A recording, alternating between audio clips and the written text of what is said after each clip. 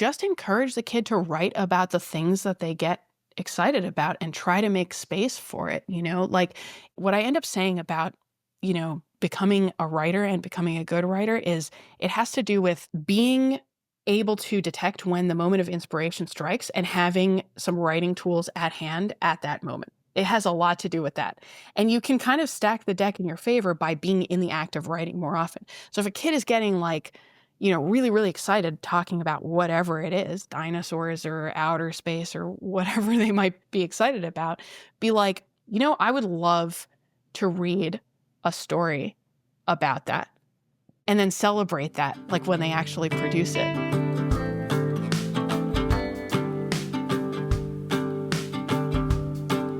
Hello and welcome back to the Hannah Frankman podcast. On today's episode, I'm speaking with Ellen Fishbein.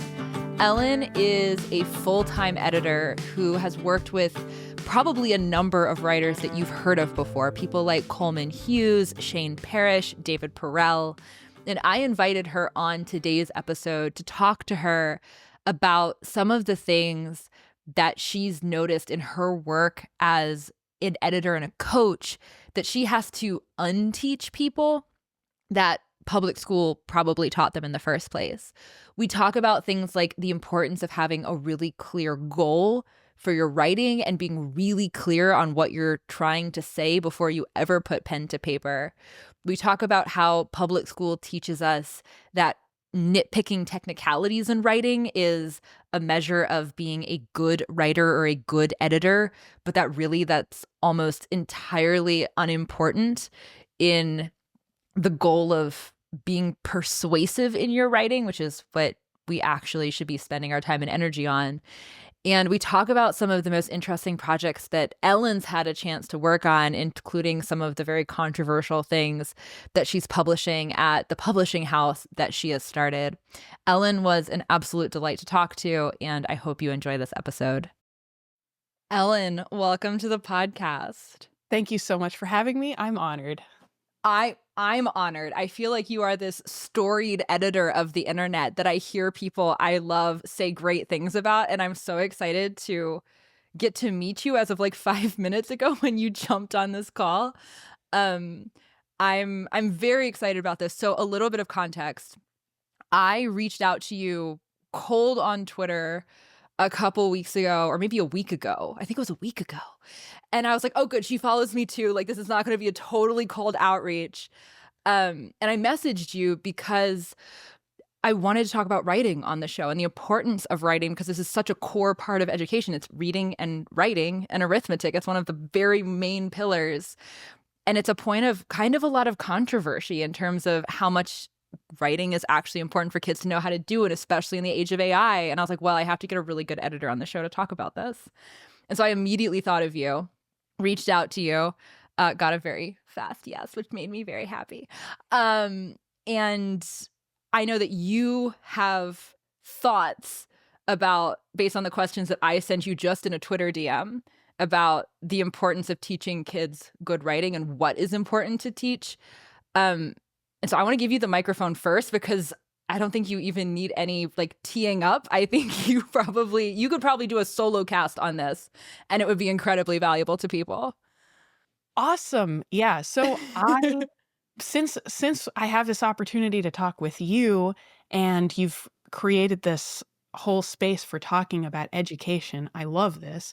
And in a nutshell, I made some notes on kind of a little mini sort of 10-minute crash course in the things that I wish we were taught in school about writing, the things that I currently teach adults who are trying to level up their writing, and that I would teach kids if I were engaged in that, and that in certain ways fly in the face of the typical kind of English class experience. And everyone who's worked with me will say that working with me flies in the face of everything they experienced in English class, and yet makes them much, much better at achieving whatever goals they have with writing, whether it's getting their book to the finish line with a major publisher, or raising millions of dollars in startup capital, or managing remote employees, which involves a lot of writing. And so I have three kind of big principles about writing that I wish were taught in school. And then I can add a little bit of detail and color to each of those. But the first one is there are two parts of the writing process, and they are unequal parts. The first part is what you are trying to say, figuring out what it is that you're trying to say. And the second part is figuring out how you're going to say it. And sometimes I visualize this as a scale with like two sides where the what you're trying to say is heavier. Because the thing that really makes a piece of writing last 100 years or hundreds of years and really stand the test of time, and the thing that really makes it effective is that the person working on it thought through what they were trying to say and then worried about the little details around how exactly they wanted to make it sound. In English class, it's usually the opposite. There's a lot of fixation on exactly which word you're using and use the thesaurus to make sure you don't use the same word multiple times, which if it's the right word, use that word. So, so really getting the essence of writing is discerning what you're trying to say and prioritizing that and then figuring out how you're going to say it. That's principle one. Principle two is writing is an act of communication. It is something that we've been communicating as a species for hundreds of thousands of years. And for like 5,000 years, we've been using writing as a mechanism for communication. Writing is an act of communication that has an objective. An objective of your writing is, what do you want the person reading this to think, feel, or do? The clearer you are on what you want that person to think, feel, or do in response to whatever you're communicating, the better your active communication is going to be. And I have some things that I can add to that, but let me get to the third principle. Really important and really easily forgotten. Editing is the fun part. And it is most of the process. Get that first draft out there. Get it down. Whatever it takes to just get what it is that you're trying to say somehow encapsulated. So what happens, the root of writer's block is this misunderstanding of these three principles where people become fixated on editing while they're just trying to get their thoughts down. And they lose sight of their objective and why they started writing this thing in the first place. And they forget, like, what is it that I was even trying to say? So I always bring people back to those three things. There's what you say and how you say it. And the what you say is the most important and first thing. There's writing is an act of communication with an objective. What do you want the person to think, feel, or do in response to this? And then there's editing is the fun part. You got to get that first draft down, and then you can revise and revise and revise and keep iterating on what you're saying and how you're saying it. So those are the three things. And how different is that from what we get in English class? Just a little bit. I mean, it's like, so a couple notes that I sort of have on those just to go one level deeper to sort of share with people. My co-founder at the editing operation that we have, which is at Writing.coach, he is a former university professor who left the university to start a business with me. Because he had issues with the education system at that level, and so did I. And I was like, hey, man, you can have a lot more fun out here in the world of trade and commerce. And so now we're doing this. He taught me this new framework. He taught me this framework for kind of how to actually put those three principles into action. And the framework is this idea of rehearsal and performance. So a lot of times people get really tied up in knots trying to get their thoughts down on paper, trying to get to that final draft. What we encourage people to do is think about coming back to that. There's something you're trying to say, right? We encourage people to think about their whole writing process as a process of rehearsal. And that includes both talking through the points, which is a big thing that we do. We kind of give people this sort of devil's advocate sounding board, conversational Q&A about their ideas that helps them rehearse and find better and better ways of saying what they're talking about. So maybe the first time somebody tries to say something, we usually don't even start writing until we've worked with somebody for like a couple of months. We're just talking. And we just say, what is it that you're trying to say? And we have them rehearse it. And the first time they'll say a bunch of stuff and it's like all muddled and it's not really clear. But then we say, okay, something in there sort of feels sticky. So we kind of try that again. Okay, wait, tell me again about that thing that you compared to climbing Mount Everest, for example. Mount Everest versus like base camp is this place at 5,000. Okay, tell me more about that. And we rehearse it again. And as they are sort of pressured to try to iterate on how they convey that idea again and again, that gets better and better. They get better and better at communicating that idea. They get clearer on what it is that they're trying to say. And then we say, okay, now we're going to take basically what you've been saying and we're going to write that down and we're going to edit from there. Now we can start to wordsmith just a little bit. And that even still is a process of rehearsal. It's not a performance until you're shipping it to external readers. So we encourage people to kind of think about this like rehearsal, rehearsal, rehearsal. And everyone gets really excited about what we call style. They get excited about the tips and tricks like, oh, write short sentences. Your sentences should be no more than 10 words. Don't use adverbs, like all these kinds of tips and tricks that people have that are in the editorial toolkit. And those are all great. But here's the thing. There's a lot of ways to learn those. Like you can learn them from the Hemingway app, which I like. You can learn them from reading Stephen King's book on writing.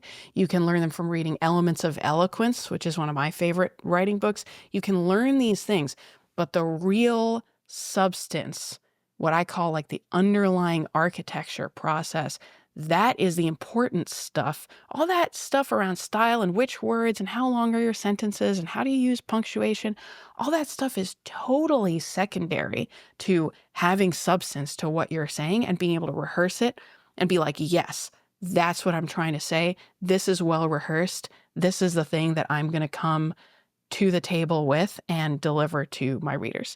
So what are your thoughts on that? That was my crash course. Well, that's amazing. And one of the things, I mean, your first point,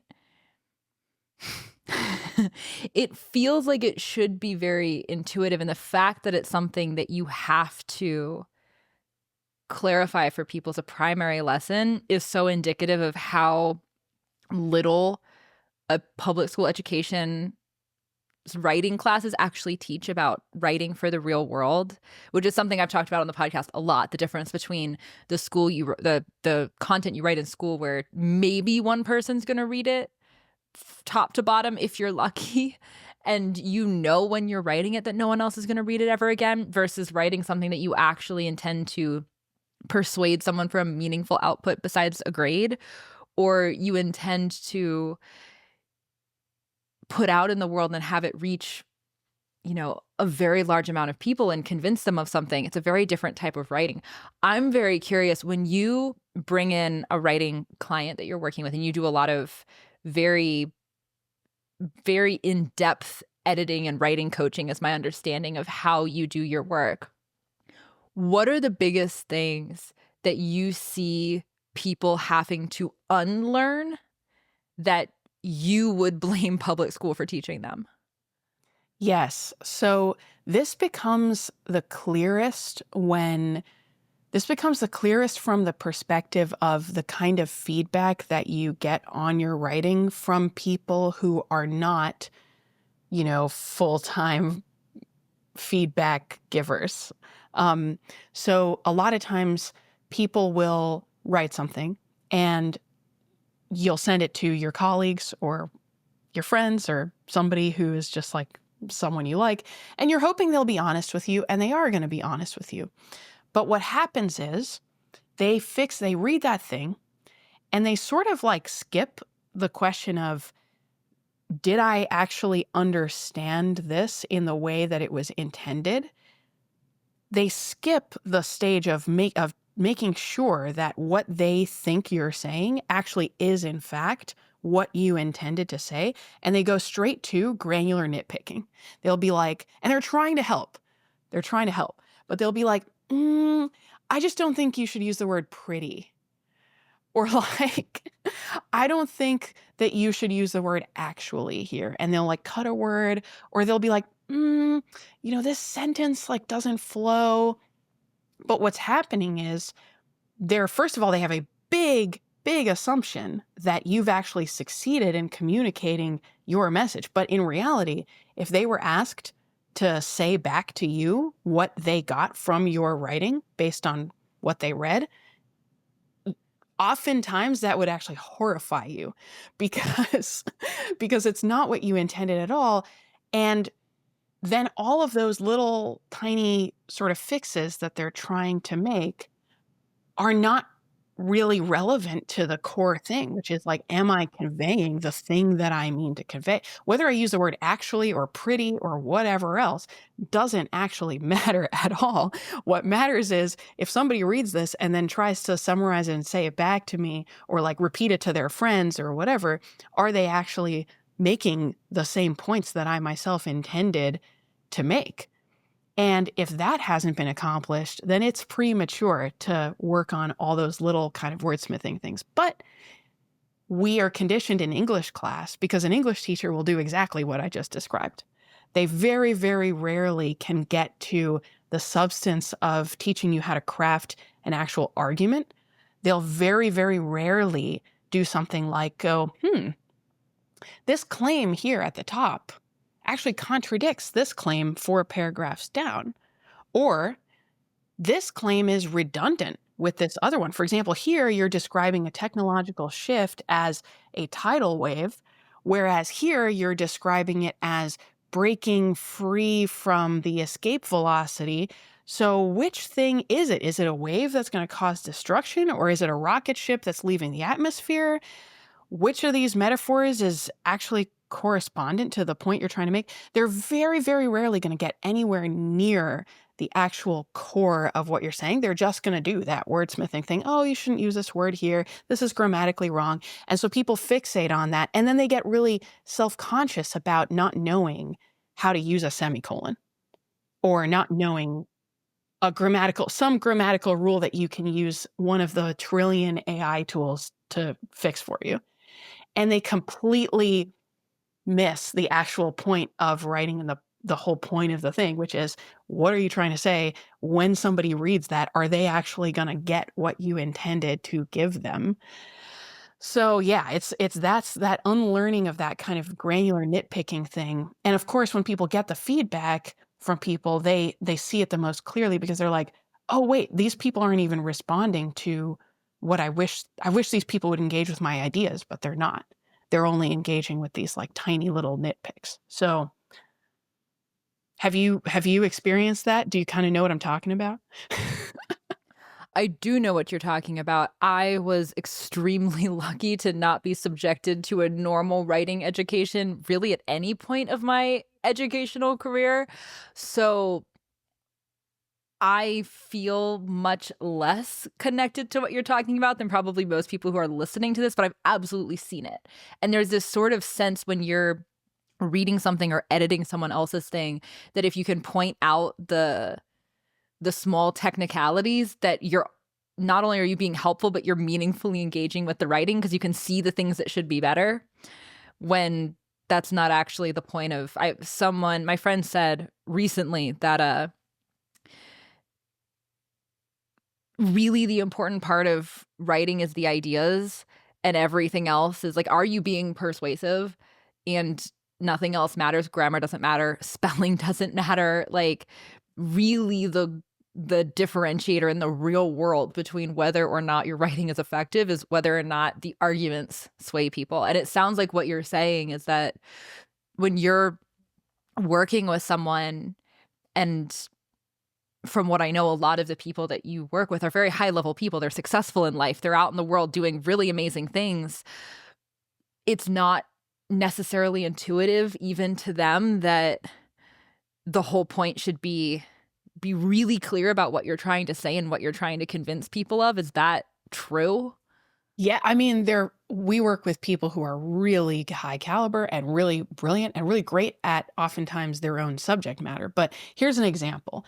So remember my second principle was this idea of like writing is an act of communication where there's something you want people to think, feel, or do. So when your friend says being persuasive, there's something that I want people to do, for example, on a very basic like kind of the basic version is, let's say you're writing a sales page with a buy button on it. You want people to click the buy button and follow the commerce flow and buy your thing. Okay, great. So you have an objective. It becomes more nuanced and complex to sort of discern that objective when you're doing something like writing a nonfiction book that's going to be published, that's kind of meant to have a long shelf life. It's like, what is the objective there? But it's still the same thing. For example, we worked on this book with Coleman Hughes, who you might know about. Who, Mhm. fun fact, we went to the same high school, but Really? No we got way. introduced by his editor at his publisher, but um and she was like, "Hey, I'm working with this Coleman guy." And I was like, "Wait a minute." So it was super funny, but we worked together. And so he has a book called The End of Race Politics. And Mhm. the subtitle is Arguments for a Colorblind America.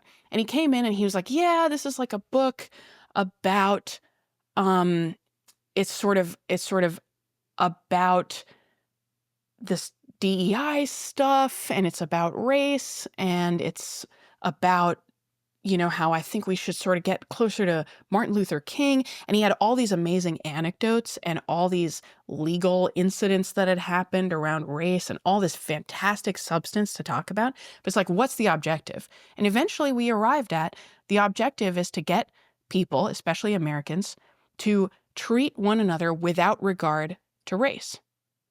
It's that simple. But getting down to that and then keeping the whole book like consistent and true to that one objective. Okay, the goal of this book is that the reader, after reading it, will treat people without regard to race and will support policies that involve treating people without regard to race. So that means, neither affirmative action nor kind of the old Jim Crow type of stuff, just treating people without regard to race. And so we talk, so Coleman, talks in the book about all the different things that we asked him about that point of view. So like, why is this the right way? What are some of the objections to this? Who disagrees? What are their arguments? And we present some counter arguments to their arguments to make sure that by the end of reading this thing, somebody will have seen all of the reasons to believe what Coleman is saying, and they can make a judgment for themselves. But just like the copywriting example has a simple objective of getting people to buy your stuff, a whole book also has an objective. In this case, get everybody who's reading this to be on board with this principle of treating people without regard to race. And something similar with the Shane Parrish book that we worked on, Clear Thinking. It's about helping people. The objective there is to show people the obstacles that are standing in the way of them being rational in moments when it matters most, so that they can be aware of and avoid those specific obstacles to being rational. And we outline there's 4 obstacles, and we outline each of them. And by the end of the book, you should kind of have internalized that, and you can be on the lookout for that. You can recognize it and you can avoid it when it comes up for you. And I could just go on and on and on about objectives. But yeah, people kind of get very disconnected from this. And also it's very difficult when you end up kind of having conflicting objectives. You're like, well, I want to make sure that, I want to make sure that people are entertained while like reading this book. It's like, yeah, okay, that's cool. But being entertaining is a secondary objective. So we have to sort of prioritize those. And it's fine for you to want to make sure people feel entertained. There are ways to make sure that people are entertained, like telling stories, telling jokes, and stuff like that. But knowing that that objective is in service of the larger one and all those kinds of things.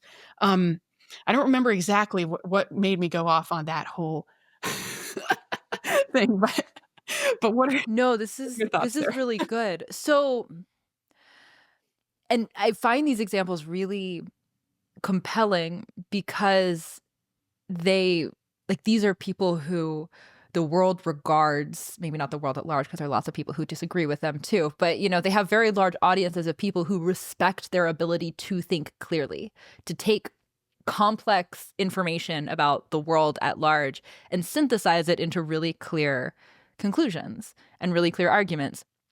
And even people who are skilled at that struggle to get really clear about what the objective is, what they're trying to communicate in something like a book. And that's probably really reaffirming to the average person that this is a universal Yeah. problem. But also, I'm curious, do you think it's innately human to have a hard time distilling really clearly what it is we're trying to say? Or do you think it's something like, do we just need superheroes, AKA editors, who can come in and help us really clarify what it is we're trying to say? Or do you think this is partly a product of how we're taught how to write that emphasizes all of the wrong things to the point that we never even think to consider something that we maybe innately would if we were learning to write in a different way? That's a great question. So I'll say two things to that, and one of them, and you're getting at and grappling with something that is very much a core sort of principle that we talk about a lot, and it has to do with natural communication and what is natural for us as humans. So I'll come to that in a minute. The first thing I'll say though is it always takes a team to do the more sort of difficult and complex the project is, the bigger the team. And a lot of times people sort of read books and they don't read the acknowledgments because, like, why would you read the acknowledgments? Um, Because they're long, because there's a lot of people in there. yeah, there's 90 people who are thanked at the end of every book. So the truth is there's I don't know, I think the education system helps create this lone wolf mentality that people have about the writing process. And I think other cultural things also help create that. But that's one of the things that even, publishers and book agents and editors and everybody, even when we disagree on certain, I disagree with a lot of people in publishing about a lot of things, but we all agree that a great book takes a team. Like, there isn't this lone wolf thing. The Unabomber Manifesto is interesting. Still probably not entirely lone wolfed. At the end of the day. But the better the thing is, the more likely it is that there was a team of people who came together to make that happen. And there's somebody who's the leader of the team, just like Elon Musk didn't just single-handedly do all the Elon Musk things. There are literally thousands upon thousands of other people involved. And something similar is true for anything that's, basically better than a average blog post. Like, so that's the first thing. But the second thing, coming to that natural, is it human nature, the natural communication, all this stuff. What I'll say is this: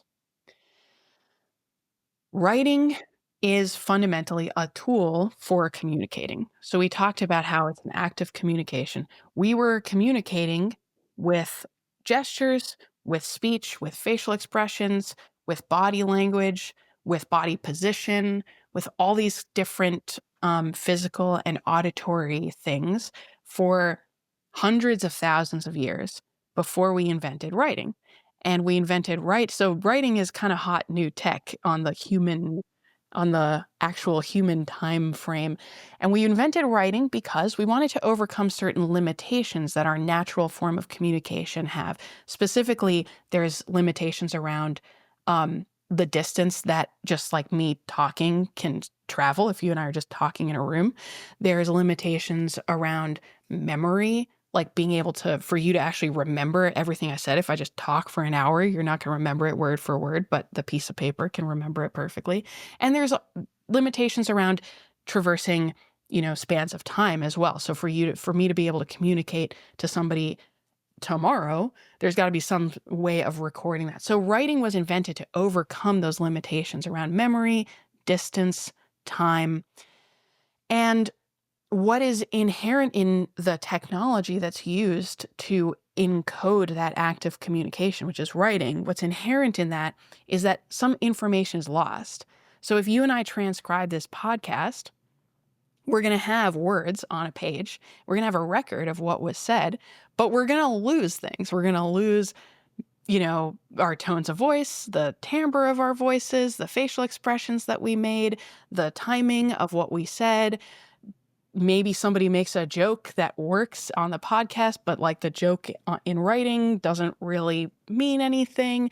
There's loss of information that happens when you're when you're using just the words as opposed to the full natural form of communication. And so what ends up happening because we do so much writing in our lives is we start to try to kind of think in terms of just using that tool, using the words, putting them together, using the text, and we lose a lot of the we lose a lot of just the frame of mind as well as the upsides of being able to have a dialogue with a person. When you and I are talking, we can course correct. You can be like, wait a minute, what was that thing? Can you explain that another way? There's all this different stuff that can happen that just cannot happen in writing. So what I would say is, to what you were saying was like, is it sort of natural for people to lose focus?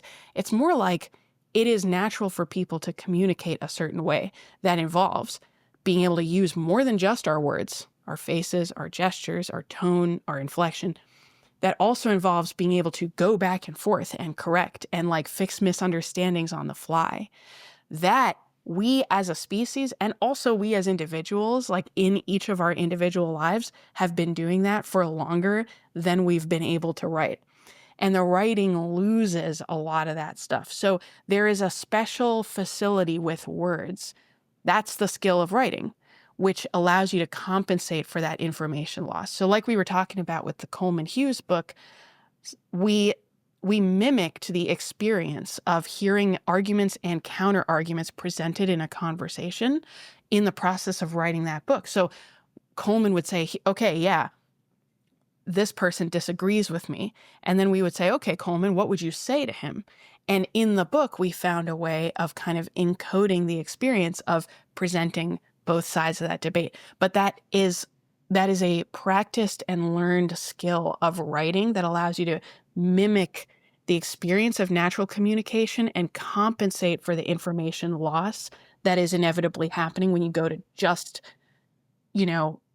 alphabetical characters and spaces from all of this richness that we have in the natural format of communication that we have been doing for hundreds of thousands of years as a species.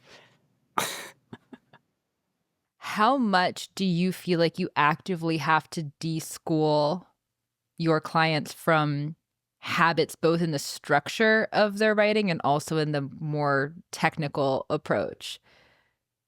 Because there's a lot you do in academic writing and school writing that goes very poorly if you do it in the real world.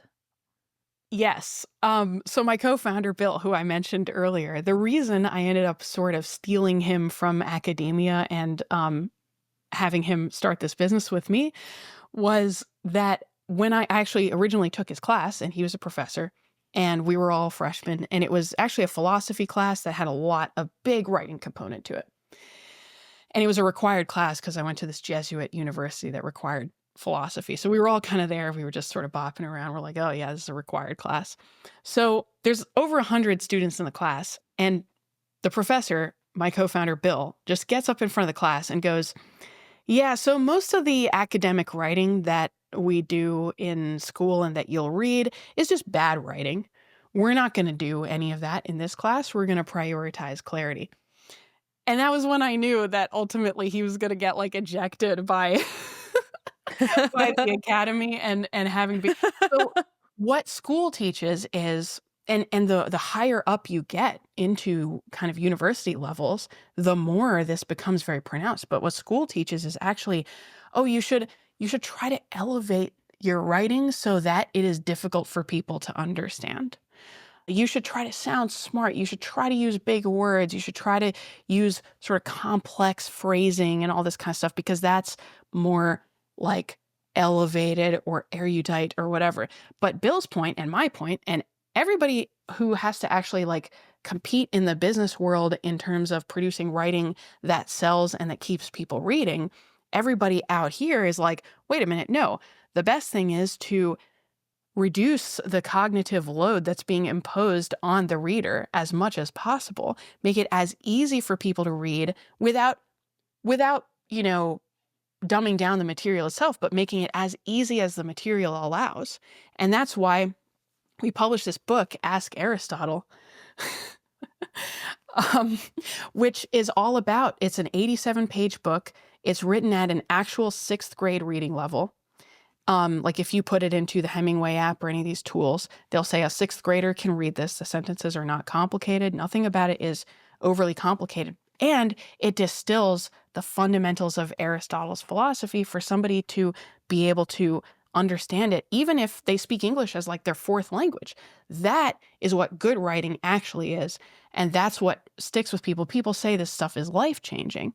But if it were written in this kind of like elevated, sort of hoity-toity, academic, convoluted, deliberately obscure tone, not only would nobody read it, nobody would like it, and nobody would get any value out of it.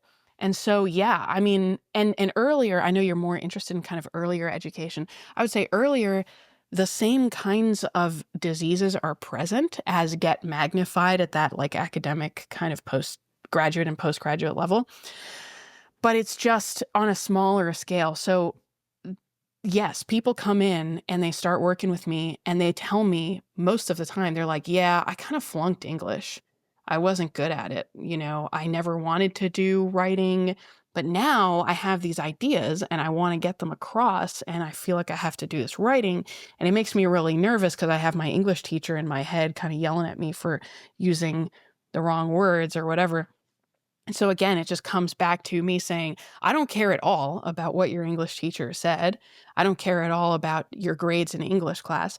All of that is completely irrelevant to whether you could be a great communicator in writing today. Completely irrelevant. So yeah, a lot of unschooling. Do you think some of the tropes of what a conventional writing education entails are beneficial? Like, do you think that there is utility in learning how to write in an academic way? Do you think there's utility in drilling the 5-paragraph essay as a formula for understanding how to structure an argument? Or do you think these things are either harmful or just unnecessary? So yes, that last thing that you said, I think is incredibly valuable and is one of the most valuable things, the structuring an argument bit. So what's an argument? It's a claim followed by some reasons to believe that claim. and then that's essentially what an argument is. And being able to structure an argument and being able to master some basic rules of logic, like for example, if I say all girls like sushi, that doesn't mean boys don't like sushi. It's still open. Like boys might like sushi too. All I'm saying is that girls like sushi. But people make mistakes like that all the time. They think like, oh, if you say all girls like sushi, that must mean that boys don't like it. I didn't make any statement at all about whether or not boys like sushi. I only made a statement that was exclusively referring to girls. And people make these kinds of mistakes. So understanding not making those types of logical mistakes and understanding like if you make a claim, you have to really carefully formulate that claim and you have to carefully defend it with like giving people reasons to believe you and being able to say, by the way, these are people who disagree with my claim and this is how I respond to the way in which they disagree, and being able to do that in ways that are substantive as opposed to like, fallacious in terms of saying, well, this guy's wrong because like he just wears goofy hats all the time. That's not a good argument. Um, this guy's wrong because he misunderstands the fundamental mechanics of whatever I'm talking about better, right? So that the structuring argument and logic and stuff like that and kind of the mathematical aspects of writing, very, very, very valuable. But the problem is that has mostly been crowded out of education in favor of people who have this kind of creative writing, like anything goes. And by the way, I love creative writing. I'm a poet with a poetry book out. And I think fiction is awesome. And I think creativity in writing is one of the greatest things that has like materialized from our species. But you have this sort of movement of anything goes, there are no rules, just free write, just write whatever comes to mind. That doesn't help anybody make any money. It doesn't help anybody persuade anybody to be their ally in anything. It doesn't help anybody even create sort of emotions in people. Like even great creative writing is actually extremely systematic and logical. A great storytelling has to do with keeping things consistent and having a lot of logic to the causes and effects of why everybody did everything in the story. And so when we depart from logic, when we think everything is just relative and subjective and just about feelings and how you feel, that is a big mistake. And that stuff tends to, what I see in the education world is that that stuff is kind of crowding out the more useful and more real stuff, like the logic stuff and the argument stuff. If you were talking to a parent who was, let's say they were homeschooling their kid, or maybe their kid was in traditional school, but they want to supplement their kid's writing education because they value good writing. They know this is the thing they want their child to get good at, but they don't really, like, they know they don't want to just do the status quo things because obviously that doesn't work. But they're not exactly sure what they do want to either expose their kids to in terms of examples of good writing or the core skills they want to teach them or how to encourage their kid to love writing. What would be your biggest recommendations? I know that's a very broad question because it's a broad age range we're talking about, but I'm just curious what some of the biggest things are that come to mind that you think are valuable or important. I would say that there are probably a lot of kids who seem to be drawn toward writing and reading. And like you can kind of pick up on that natural inclination that they have toward writing and reading. And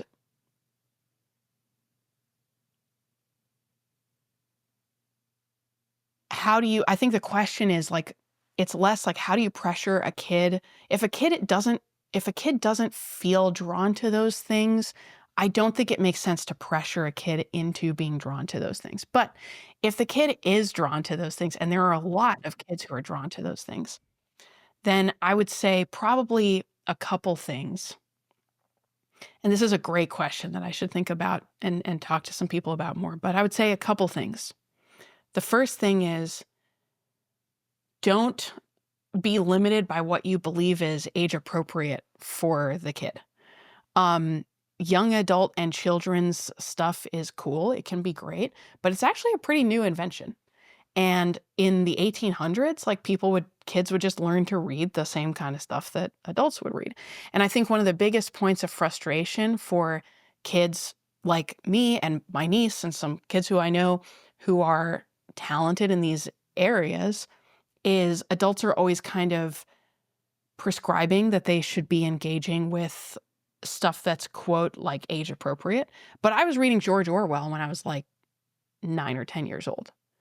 And so, and I know that my niece, for example, is like reading well above her level at that age. And I know other kids who have been like that. So I would say encouraging them, like if you're encouraging them to read whatever calls to them, even if it seems like it might be kind of grown up for them, I would never say, oh yeah, you should kind of push the kids and young adult stuff on them at the expense of because they might already be having that radar for quality where they're like, no, Heinlein is just better than like the hot new young adult children's geared sci-fi book that's more dumbed down. So that's one thing. And another thing that I would say is with the writing part, so that's kind of the reading part, and that feeds into the writing. Like naturally, if the kid is reading stuff and they're reading stuff that they get excited about, then they're going to maybe kind of go in the direction of wanting to write stuff too. And the writing thing, I would say encourage the kid to just encourage the kid to write about the things that they get excited about and try to make space for it. Like what I end up saying about becoming a writer and becoming a good writer is it has to do with being able to detect when the moment of inspiration strikes and having some writing tools at hand at that moment. It has a lot to do with that. And you can kind of stack the deck in your favor by being in the act of writing more often. So if a kid is getting like, really, really excited talking about whatever it is, dinosaurs or outer space or whatever they might be excited about, be like, I would love to read a story about that. And and then celebrate that, like, when they actually produce it. Um, I think that ultimately writing, one of the things that I have learned over time and that a lot of people agree with me about is that writing is ultimately a self-taught skill. You can kind of guide people and encourage people and give people useful things, which is why I said don't restrict their access to the really great stuff just because you feel like it's not age appropriate. Um, but ultimately, if they have some inclination for it, they're already on a self-teaching journey of wanting to learn how to write and wanting to learn more about reading and writing and words and language. And just celebrating that and being like, and just reminding them to do it and not limiting their access to the resources would be my approach as a non-expert in these things. But that would be my strongest recommendation. Well, what about in your personal experience? Because you went through the education system and you have this deep love of writing that is very different from what most people have learned by the time they go out on their own and are working in the real world. What are some of the things that were most impactful for you? Yeah, I mean, I was pulled out of public school and put into, fortunately, a private school when I was 11 or 12 years old, which was awesome for my parents to recognize and do that because I was already sort of in this place where I really didn't belong. So the things that were really great, I was already by the time I was 10 years old, I was already like writing all the time, and I always had a notebook, and I would just independently spend a lot of time writing and reading without anybody telling me to do it, and I think a lot of kids are like that if they have the time. Hmm. And so, kind of to the point that I just made, people just celebrating that, people saying, "Yeah, I would love to read your thing." "Oh, you wrote a story? Like, I would love to read it. Please let me read it. Let me ask you questions about it." Um, and just providing the space and celebrating it was what I needed because I was already allocating a disproportionate amount of my time to that naturally because it was what got me excited. And like I said, I think a lot more kids are like that than the education system will sort of realize. And then being forced to, like, I remember one experience that I had in like fourth grade was just so upsetting for me at the time. We had this book that we were all assigned. It was like a fourth grade class or whatever. We had this book we were all assigned. And the teacher said something like, okay, you have a week or whatever. And when you get back, you got to read some of this book by the time we talk about it next time, which is going to be on this day. And so I read some of the book. I read like some amount of the book. And so we all get together and the teacher's like, how much did you read of the book? And people were like, 10 pages, 11 pages, 12 pages, 11 pages, 13 pages. I was like, oh, I read 45 pages. And the teacher got mad at me for getting so far ahead of the class. Like the teacher actually publicly shamed me for doing that. And I was, I was so devastated because what it's like, what does a kid even do in that situation? The teacher actually publicly shamed me for reading ahead of the group. And I mean, where do you go from there? Right? Like, so that was one of the first clues that my parents got that they had to at least put me in some other environment.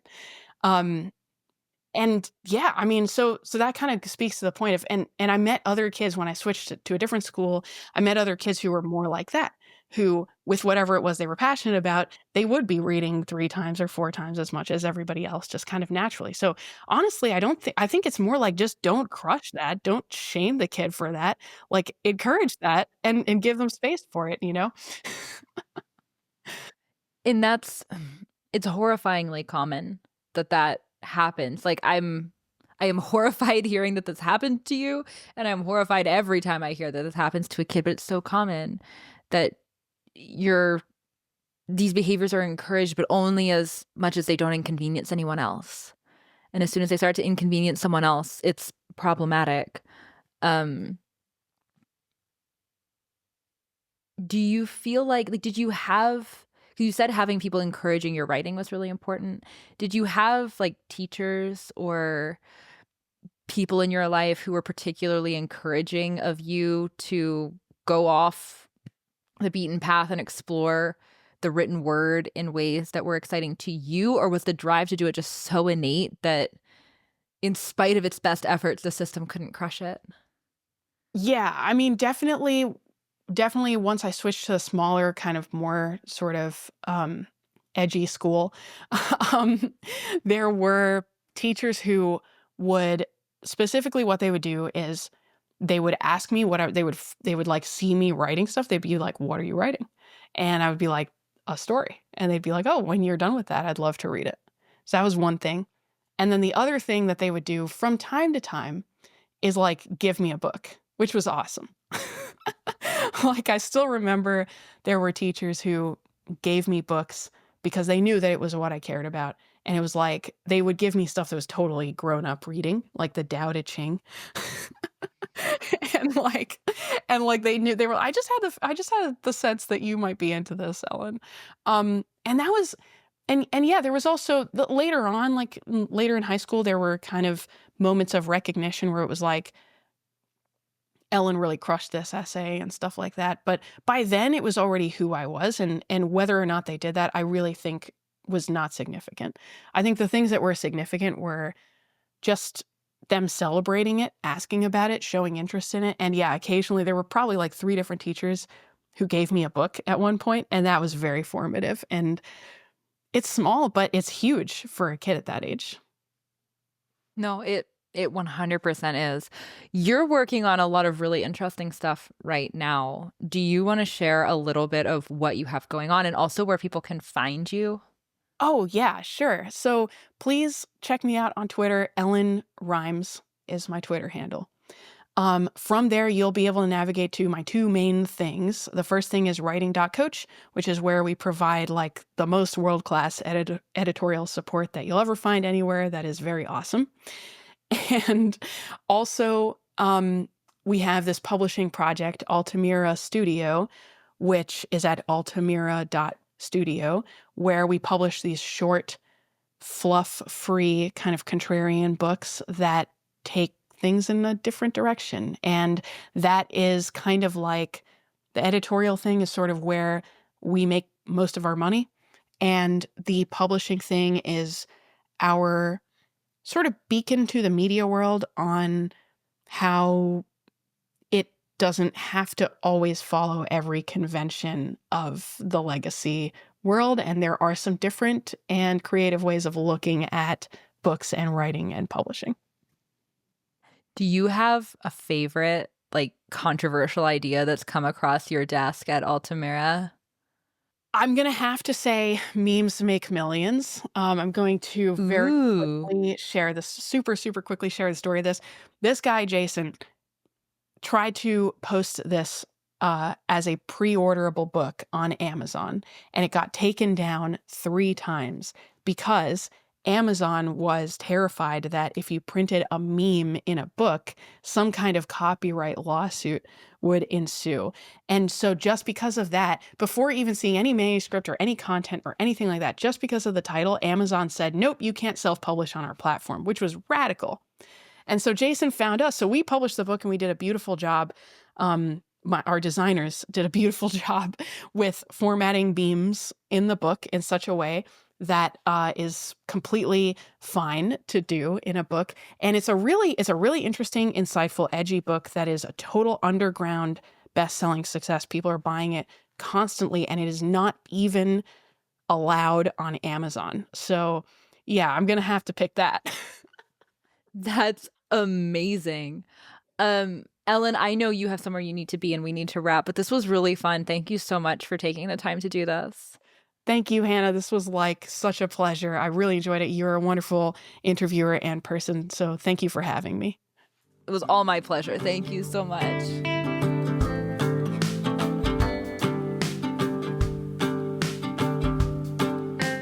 All right, my friends, that is a wrap for today. Thank you so much for listening to today's episode. I hope that you found this valuable.